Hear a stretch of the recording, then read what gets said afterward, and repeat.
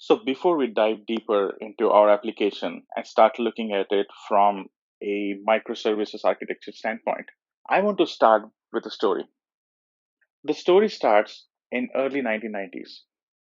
Mr. B had an idea to start an online store, a pretty bold idea for that time, I must say. But he knew it was not easy and he needed some experts. That's when he hired Jack, the software guy, who could build Mr. B's online platform. But Jack could not work alone.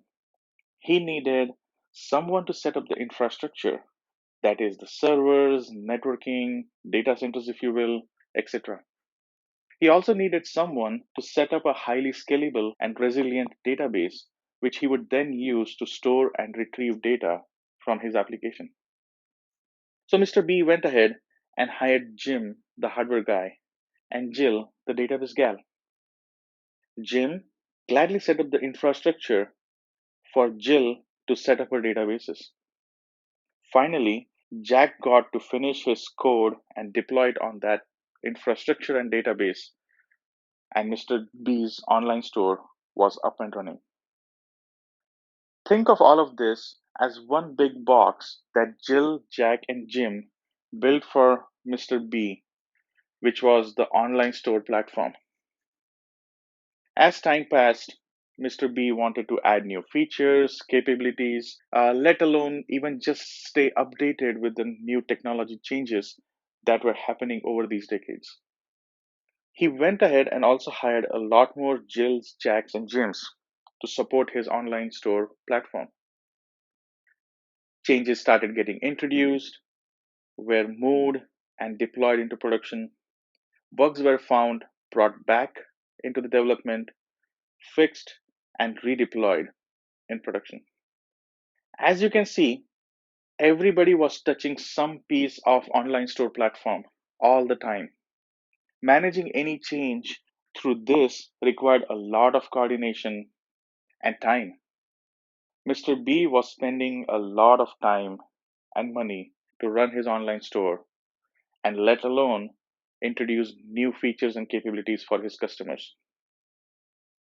So, on one end, if Mr. B was happy to have an online store on the internet as he had envisioned, he also was sad that he had to spend a lot of time and money in managing his online platform, which was slow and he had an imperative to flip these issues and move his platform to a faster and cheaper platform. That's when you would hear terms like monoliths and the microservices, the containers and the Kubernetes and Dockers, or let alone methodologies like Agile to manage the online store or any other enterprise application. My assumption here is that you must have read enough about this already and are hungry to see everything put together in live action, which is why we are not going to go into the details of these topics today. I understand we will be touching these topics. We will have to in order to understand them in a better way. However, at this time, I remember words of Mahatma Gandhi: an ounce of practice is worth 1,000 words.